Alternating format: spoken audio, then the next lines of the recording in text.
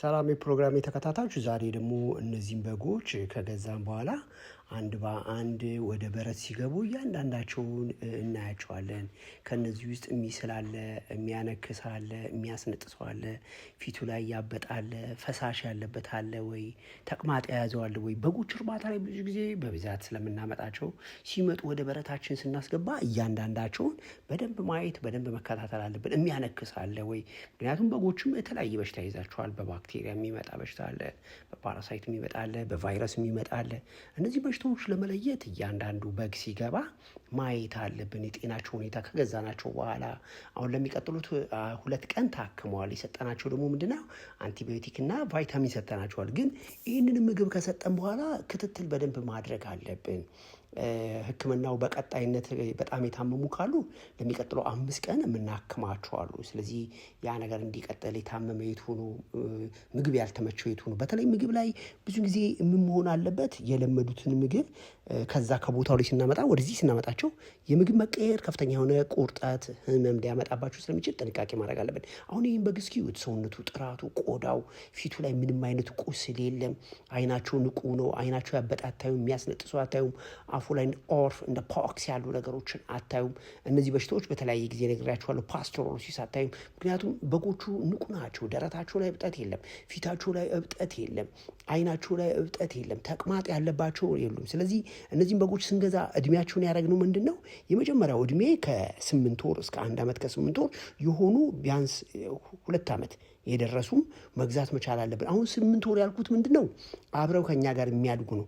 በአብዛኛው ግን የሚመከረው ከ1 ዓመት ከ5 ወር እስከ 2 ዓመት ተኩል ጤናማ በጎችን መምረጥ መቻል አለብን። ጠንካራና ድካም የማይሰማቸው እንዲሁም የምግብ ፍላጎት ያላቸው፣ ቀደም ሲል በተለያየ በሽታ ያልታመሙ፣ እድሜያቸው በጣም ያልገፋ በጎች እድሜያቸው ሲገፋ ምን ይሆናሉ? በሽታ በብዛት ያጠቃቸዋል። ቶሎ መወፈር በጣም ያቅታቸዋል። እዚህ ጋር ደግሞ ምን ማየት አለብን? የአመጋገባቸው ሁኔታ። የገዛናቸው በጎች በፍጥነት እንዲመገቡ፣ እንዲያድጉ፣ ከፍተኛ ውጤት እንዲያመጡ ምን መስጠት አለብን? በአብዛኛው ጊዜ የአመጋገብ ላይ መኗቸው ላይ ምን ማድረግ አለብን? ከፍተኛ ኃይል ሰጪ የሆኑ መኖዎችን ማዘጋጀት አለብን። ያለ ምንድን ነው የሚጠቅመን? ይሄ ኃይል ሰጪ ምግቦች በአብዛኛው ጊዜ ከመኖ ላይ ትልቁ ለውጥ እንዲያመጡ ነው። በከፍተኛ ሁኔታ ደግሞ ክብደት እንዲጨምሩ። ክብደት ካልጨመሩ ስጋ አልያዙም ማለት ነው። ስለዚህ እዚህ ላይ ክብደት እንዲጨምሩ፣ ቶሎ ምግብ ሂደታቸው እንዲፋጠን የበቆሎ ዱቄት፣ በቆሎ አስፈጭተን፣ ምክንያቱም በቆሎ ላይ ምን አለ? ኃይለኛ ካርቦሃይድሬት አለ። የገብስ ንፋሽ፣ ስንዴ የተፈጨ፣ አንዳንድ ወደ ድሬዳዋ አካባቢ ያለ ሰው ደግሞ እንደ ኦቾሎኒ ከምግባቸው ጋር ደግሞ መሆን አለበት። የጤፍ ገለባም ይሰጣቸዋል። ጤፍ በውስጡ ብዙ አይረን አለው። እንዲሁም ደግሞ የእህል ተረፈ ምርት እንደ አተር፣ እንደ ሽምብራ፣ ምንድን ነው ምስር፣ እነዚህ በሙሉ አስፈላጊ ናቸው እና ከዛ ውስጥ ደግሞ ምን እናቀርብላቸዋለን? ደረቅ መኖ እንደ ሳር፣ የበቆሎ ቅርጥፍጣፊ እናበቅላለን እና ቀርባለን። ስለዚህ እነዚህ ነገሮች ስንሰጣቸው እንስሶቹ ምን ይሆናሉ?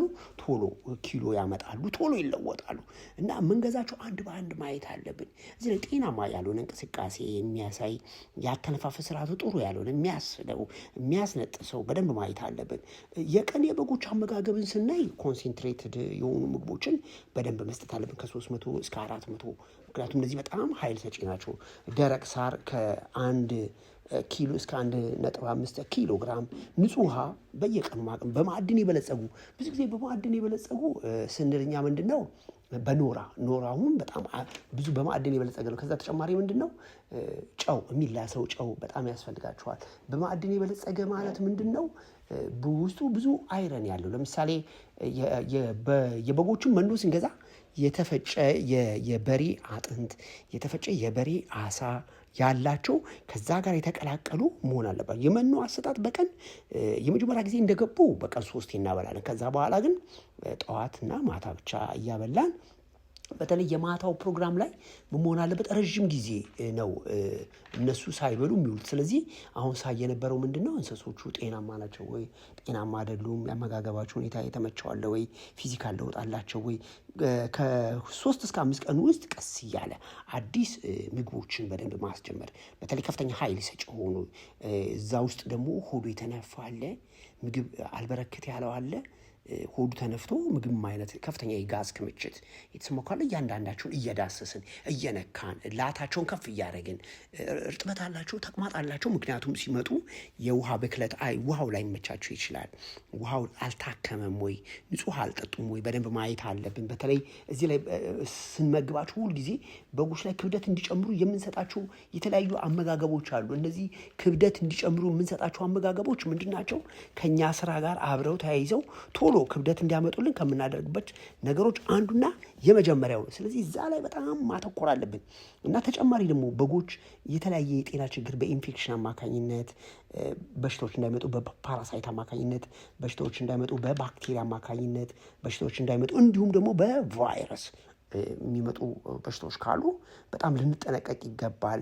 እነዚህ በሽታዎች ቀደም ሲል በተለያየ ጊዜ ነግሬያችኋለሁ። እንዳያችሁት አሁንም የምሰራው ምንድን ነው መዓት ስለሆኑ ማየት አለብን እንቅስቃሴያቸው። ይሄ በጋውን ረዥም ነው፣ ኪሎ ግን የለውም። ለምንድን ነው የማይመቸው? ለምንድን ነው ኪሎ የማይጨምረው ብዬ ማየት መዳሰስ አለብን። በእርግጥ በጉ ይሸታል፣ ግን ስራ ነው። ስራ እስከሆነ ድረስ አንድ በአንድ ማየት አለብን። አሁን ይህንን ለውጡን ተመልከቱት ምን እንደሚያክል። ስለዚህ እዚህ ላይ ምንድን ነው እድሜውን ነው የማየው። አይኑን ያለው ቁንጫ አለበት ወይ መሽገር አለበት ወይ? ገላቸው ላይ ያሉ ተባዮች በአብዛኛው ጊዜ ስታዩዋቸው ትንሾች ይመስላሉ፣ ግን በእያንዳንዱ ንክሻ የሚመጧቸው ደም እኛ ያበላነው ንጥረ ነገር በሙሉ ከገላቸው እንዲያልቅና የከሱ አቅመ ደካማ ለውጥ የማያመጡ በጎች እንዲሆኑ ያደርጋቸዋል። ስለዚህ ገላቸው ላይ የሚኖሩትንም እንደዚህ የውጭ ጥገኛ እንደ ቁንጫ እንደ መዥገር ተባዮችን በሙሉ ቶሎ ቶሎ ማጥፋት አለብን። አለባቸው ወይ የለባቸውም ወይ የላታቸውን ክብደት ማየት አለብን። በጎቹ ሲገቡ ያልነገርኳችሁ ይመዘናሉ። ለምሳሌ እነዚህ ወደ 180 በጎች ናቸው የገቡት። መዓት ናቸው እዛ ውስጥ ያሉት። ግን ከ180ዎቹ ውስጥ ቢያንስ ወደ 90 መለካት አለብን። እነዚህ 90ዎቹ ምንድን ነው የሚፈለገው ኪሎ ነው ወይ ያላቸው? ከ15 ቀን በኋላ ደግሞ እንደዚሁ መልሰን ኪሎቸውን እንለካቸዋለን። ይሄ ምንድን ነው ባበላናቸው ልክ ክብደታቸው መጣ። ምግብ ያልተመቸው በግ አለ። ለምንድን ነው ቶሎ ለውጥ የማያመጡት? ቶሎ ለውጥ የማያመጡትን ለብቻ ገለል አድርገን ደግሞ መመገብ አለብን። አንዳንድ ጊዜ ምን ይሆናል? ትላልቅ ኪሎ ያላቸው በመንጋ ውስጥ ከፍተኛው መኖ ይበሉና እነሱ በልተው እስኪጨርሱ ድረስ ሌሎቹ ቁጭ ይላሉ ሳይበሉ። አልበሉም ደግሞ ማለት ኪሎ አላመጡም ማለት ነው። ኪሎ ደግሞ ካላመጡ ለእኛ አያዋጣም። እንግዲህ እነዚህ በጎች አሁን ምንድን ነው ላሉት ለሚቀጥሉት አንድ ወር ለሚቀረው በዓልና በቅርቡ ደግሞ የሙስሊም ወንድሞቻችን የረመዳን በዓል ስላለ ለዛ እንዲደርሱ የምንመርጣቸዋሉ። በትክክል እየበሉልን ወይ? ኪሎቸውን አምጥተው ወይ? የታመመ ካለ ስለዚህ ምን ማድረግ አለብን? በሁለት በሶስቱ ግሩፕ እየለየን ነው ማብላት ያለብን። አለበለዛ በጎቹ ለውጥ አያመጡም። እኛ እንሰጣለን፣ ለውጥ አያመጡም። ምክንያቱም እነዛ ጓደኞቻቸውን እንዳይበሉ ያደርጋቸዋል። ስለዚህ ክብደት እንዲጨምሩ አመጋገባችን በደንብ ማየት አለ። ስጋ ይዘታቸው ቶሎ እንዲበዛ ምስላቸውን በደንብ ማየት አለብን እና እዚህ ላይ ደግሞ በጣም የመጀመሪያ እድሜያቸው ላይ ስንገዛ አንዳንድ ጊዜ እስከ 1 ዓመት ተኩል ያሉ ልንገዛ እንችላለን። እዛ ላይ ማየት አለብን። ጥርሳቸው በደንብ በትክክል ነው ወይ? የፍየል ወይም የበግ ጥርስ ብዛቱ ይታወቃል። ያ ጥርስ በትክክል አለ፣ ሸርፏል፣ አልሸረፈም። በፍጥነት ደግሞ ኪሎ እንዲጨምሩ በጎችን አመጋገባቸውን አንዳንድ ጊዜ ምን እናደርጋቸዋለን? እስከ 3 ጊዜ በቀን የምናበላበት ጊዜ አለ። ለምን? ኪሎ እንዲጨምሩ ይፈልጋል፣ በአጭር ጊዜ እንዲለወጡ። ነገር ግን ቅድም እንደነገርኳችሁ በቀን 2 ብቻ የምናበላቸው ከሆነ ይቀየራል፣ ብዙ አይጨምሩልንም። ስለዚህ ምን ማድረግ አለብን? የመጀመሪያዎቹ እንደገቡ በጎቹ ወደ ማድለብ ከመሄዳቸው በፊት የውስጥ ጥገኛ ትላትል ማስወገጃ መድኃኒቶችን በደንብ መስጠት አለብን።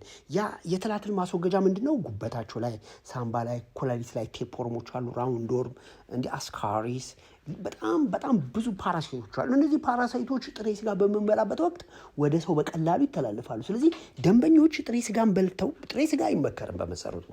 ግን ማህበረሰባችን በጣም ስለለመደ ቢያንስ ለብ አድርጎ እንኳን እንዲበላ ማድረግ አንድ ነገር ነው። ግን ለብ አድርገንም ስንበላ ደግሞ አንዳንድ ጊዜ ባክቴሪያዎች አይሞቱም፣ አንዳንድ ፓራሳይቶች አይሞቱም። ስለዚህ ምን ማድረግ አለብን?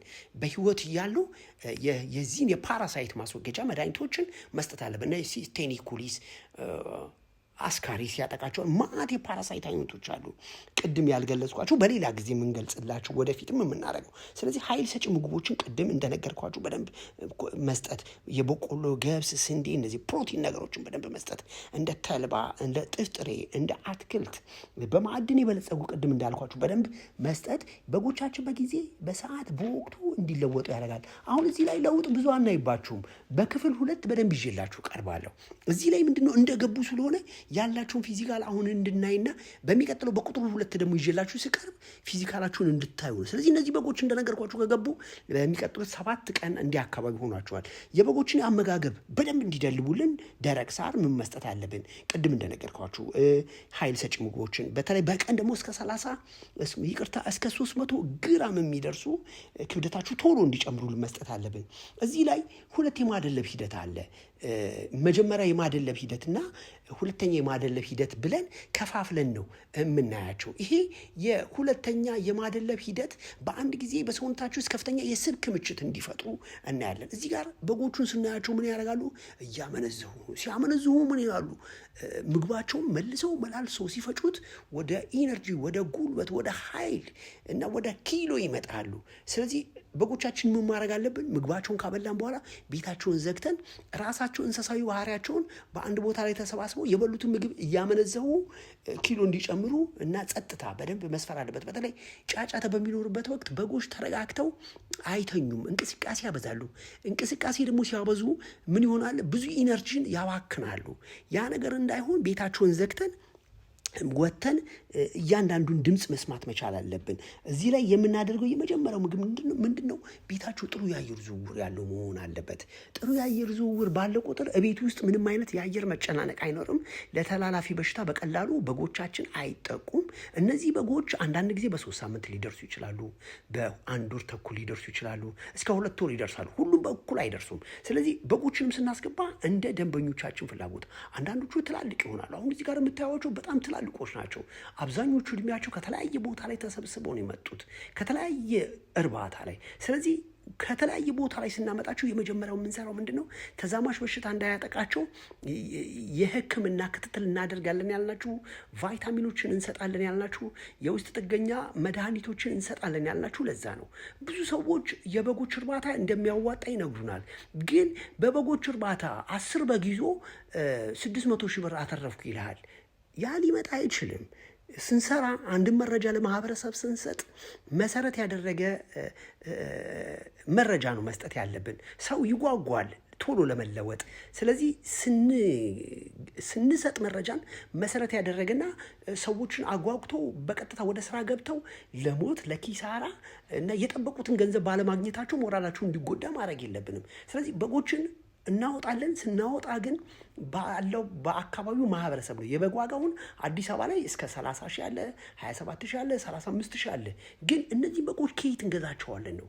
ወደ ገጠር ወጣ ብለን ከገበሬው ላይ ገዝተን ከዛ ብዙ የመኪና የትራንስፖርት ከፍለን በቤታችን ማቆያ አድርገን መኖ ገዝተን እንዳይሞቱብን ከፍተኛ የሕክምና ክትትል መድኃኒት ሰጥተን ክትባት ሰጥተን ተላላፊ በሽታ እንዳይዛቸው፣ ግን ደግሞ ስንሸጣቸው ገንዘባችን ቶሎ እንዲመለስ ግምት ውስጥ ማስገባት አለብን። አንድ በግ በቀን 1.5 ኪሎ ግራም የፕሮቲን መጠን ከበላ፣ ከ1.5 እስከ 2 ኪሎ ግራም ደረቅ ሳር ከበላ፣ የመድኃኒት ፍጆታ ካለበት፣ የክትባት ፍጆታ ካለበት፣ እኔ በጉን የገዛሁበት ደግሞ ወደ ክፍለ ሀገር ወጣ ብዬ 10 ሺህ 12 ሺህ ከገዛሁት አዲስ አበባ ከተማ ላይ አምጥቼው ስንት ልሸጠው እችላለሁ?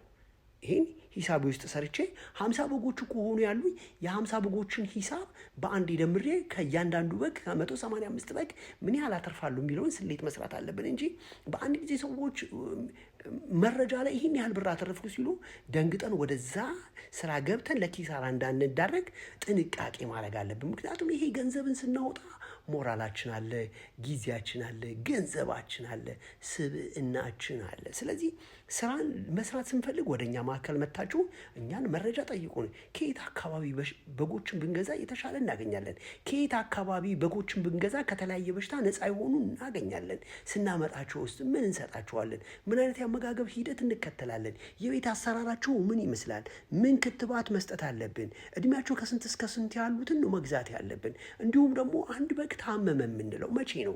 አንድ በግ ቶሎ በአጭር ጊዜ እንዲደልብልን ምን አይነት የአመጋገብ ሂደት መከተል አለብን? እነዚህ በጎች የሚበሏቸው ምግቦች በጅምላ እያስገቡ ብዙ ሰዎች መኖን ለኪሳራ ይዳረጋሉ። ምክንያቱም መኖች ምን ይሆናሉ? ይበላሻሉ። ፈንገስ አለ፣ ባክቴሪያ አለ፣ ንጽህና መጓደል አለ። ይሄ እንዳይሆን ታች ባለ ስልኬ በኩል ብትደውሉ ለሚቀጥለው 4 ቀን የሚሰጠውን የበጎች እርባታና እንክብካቤ ክትትል ስልጠና ወደኛ ማዕከል መታችሁ መውሰድ፣ መማር፣ ማወቅ፣ መገንዘብ እንዲሁም ደግሞ በስራችሁ ውጤታማ መሆን ትችላላችሁ ለማለት ፈልጌ ነው። ኃይሉ ነኝ። የእንስሳት ሐኪም ፕሮግራሙ ይጠቅማል ካላችሁ ለጓደኞቻችሁ ሼር አድርጉ። እንቀጥላለን።